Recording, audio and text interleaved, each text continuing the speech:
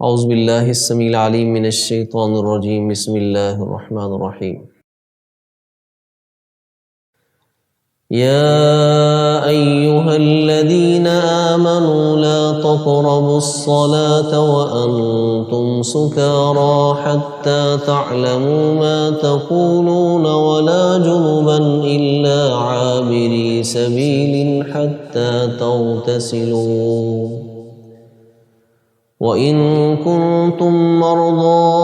أَوْ عَلَىٰ سَفَرٍ أَوْ جَاءَ أَحَدٌ مِّنكُم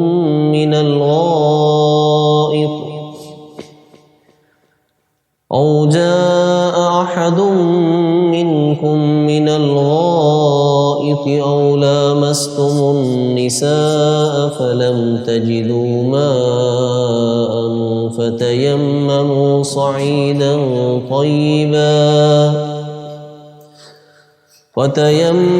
صعيدا طيبا فامسحوا بوجوهكم وأيديكم إن الله كان عفوا غفورا۔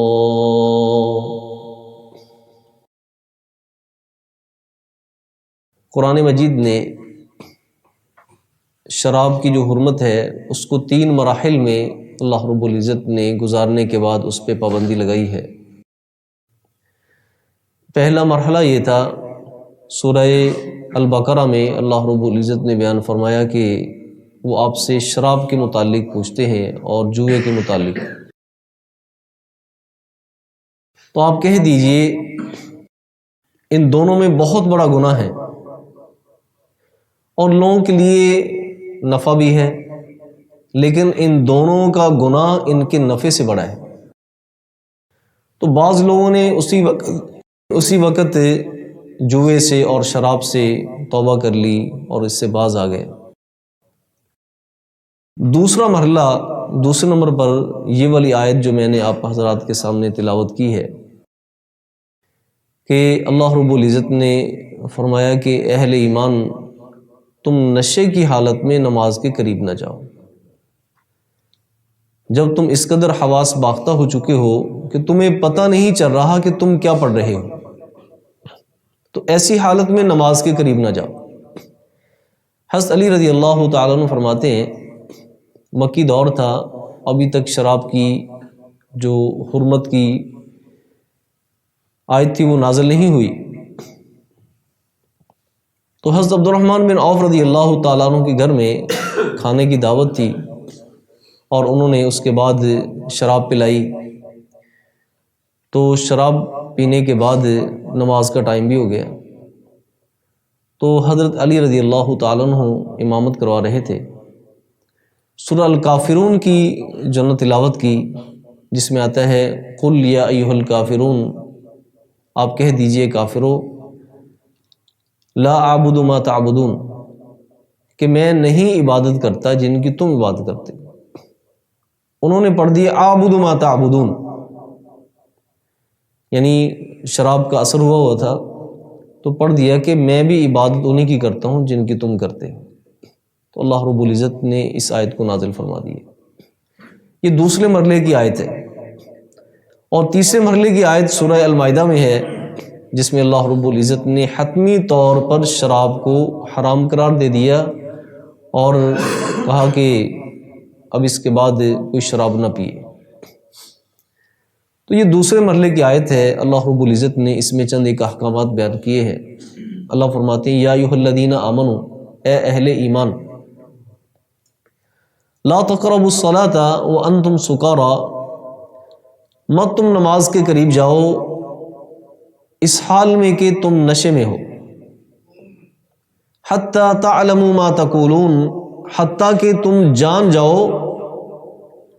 جو تم کہہ رہے ہو۔ تمہیں پتہ ہونا چاہیے کہ جو تم دعا پڑھ رہے ہو، جو تلاوت کر رہے ہو، اس کا مفہوم کیا بنتا ہے، تمہیں اس بات کا علم ہونا چاہیے، یعنی ایسی حالت ہو پھر نماز پڑھو، ورنہ نماز کے قریب نہ جاؤ۔ لیکن آج کے دور میں نہ تو ہم نشہ کرتے ہیں، لیکن پھر بھی ہمیں پتہ نہیں ہوتا کہ ہم نماز میں کیا پڑھ رہے ہیں۔ یہ تو حالت نشہ میں ہے نا، کہ حالت نشہ میں انسان کی عقل جو ہے نا وہ جواب دے جاتی ہے اور اسے پتہ نہیں چلتا کہ وہ اپنی زبان سے کیا نکال رہا ہے۔ لیکن ہم نشے میں بھی نہیں ہوتے، لیکن ہمیں پھر بھی پتہ نہیں ہوتا کہ نماز میں جو ہے نا وہ کیا پڑھا جا رہا ہے اور اس کا ترجمہ کیا ہے۔ تو اس لیے ہمیں کم از کم جو ہے نا وہ چند ایک صورتوں کا ترجمہ ضرور آنا چاہیے، اور روٹین میں پڑھی جانے والی جو صورتیں ہیں ان کا ترجمہ انسان کو ضرور آنا چاہیے، تاکہ پتہ چلے کہ نماز میں کیا پڑھا جا رہا ہے۔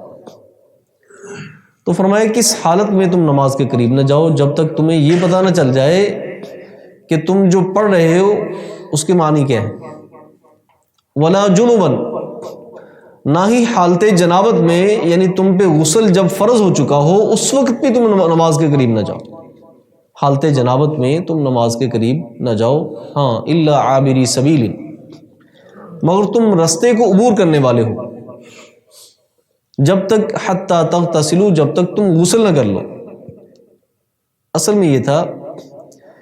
کہ مسجد نبوی جو تھی نا، اس کے ارد گرد صحابہ کرام رضوان اللہ علیہ مجمعین کے گھر تھے، چاروں اطراف میں نا اس کے ارد گرد گھر تھے، اور ان کا دروازہ جو کھلتا تھا نا وہ مسجد نبوی کی طرف کھلتا تھا۔ تو ظاہر ہے کسی بھی کام سے باہر نکلنا ہے تو مسجد میں جانا پڑے گا، اور حالت جنابت ہے، ایسی حالت ہے غسل فرض ہوا ہے، ٹھیک ہے، تو اللہ رب العزت نے اجازت دے دی کہ ہاں تم حالت جنابت میں مسجد نبوی سے گزر سکتے ہو، لیکن وہاں پہ ٹھہر نہیں سکتے۔ حالت جنابت میں مسجد نبوی سے تم گزر سکتے ہو، لیکن تم وہاں پہ ٹھہر نہیں سکتے۔ اور پھر نبی کریم صلی اللہ علیہ وسلم نے وہ سارے دروازے بند کرا دیے، فرمایا کہ جو دروازے مسجد نبوی کی طرف کسی بھی گھر کے کھلتے تھے سارے بند کر دو، الا خوخۃ ابی بکر، مگر حضرت ابوبکر صدیق رضی اللہ تعالیٰ کا دروازہ بند نہیں کرنا۔ یہ ان کا اعزاز تھا، اللہ نے نبی کریم صلی اللہ علیہ وسلم نے اعزازی طور پر ان کے دروازے کو کھلا رکھا، اور باقی سارے صحابہ کرام رضوان اللہ علیہ مجمعین کے دروازے جو مسجد نبوی کی طرف کھلتے تھے اور وہیں سے گزر ہوتا تھا ان کو بند کر دی۔ تو فرمایا کہ تم حالت جنابت میں بھی نماز کے قریب نہ جاؤ، ہاں الا یہ کہ تم رستے سے گزرنے والے ہو، رستے کو عبور کرنے والے ہو، جب تک تم غسل نہیں کر لیتے نا اس وقت تک تم نماز کے قریب نہ جاؤ۔ ہاں وَإِن كُنتُم مَرْضَىٰ، اگر تم بیمار ہو، او علی سفر، یا سفر پر ہو، مسافر ہو، او جاء احد منکم من الغائط، یا پھر تم میں سے کوئی ایک جو اپنی قضاء حاجت کو آئے، قضاء حاجت کرنے کے لیے جائے، او لامستم النساء، یا تم عورتوں سے مباشرت اور ان سے جناب وہ قربت اختیار کر چکو، فلم تجدوا ماء، اور تمہیں پانی نہ ملے، تم جناب بیمار ہو یا حالت سفر میں ہو، یا پھر تم نے بول و براز کیا ہے یا پھر عورتوں کو چھو لیا ہے، اس کے بعد تمہیں پانی نہیں مل رہا، فَتَيَمَّمُوا صَعِيدًا طَيِّبًا، تو تیمم کر لو پاکیزہ مٹی سے، پاکیزہ مٹی سے تیمم کا قصد کر لو۔ کیسے؟ فَامْسَحُوا بِوُجُوهِكُمْ وَأَيْدِيكُمْ، اور تم چھو لو، یعنی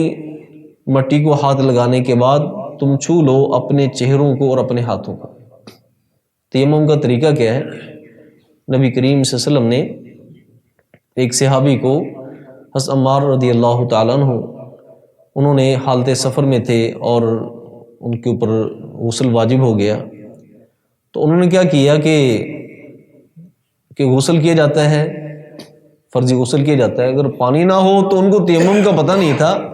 تو انہوں نے کپڑے اتار کر اپنی مٹی کے اندر لیٹیاں لینا شروع کر دی تاکہ سارے جسم پر کیا لگ جائے؟ مٹی لگ جائے۔ تو آ کر نبی کریم صلی اللہ علیہ وسلم کو بتایا تو نبی رحمت صلی اللہ علیہ وسلم نے فرمایا کہ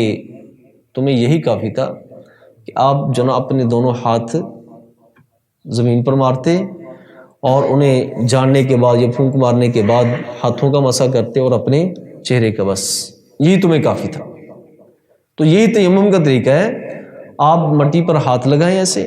لگانے کے بعد اس میں پھونک ماریں، دھول کو اور مٹی کو اڑا دیں، اس کے بعد کیا کریں آپ دایاں ہاتھ پہلے، پھر بائیں ہاتھ پہ آپ،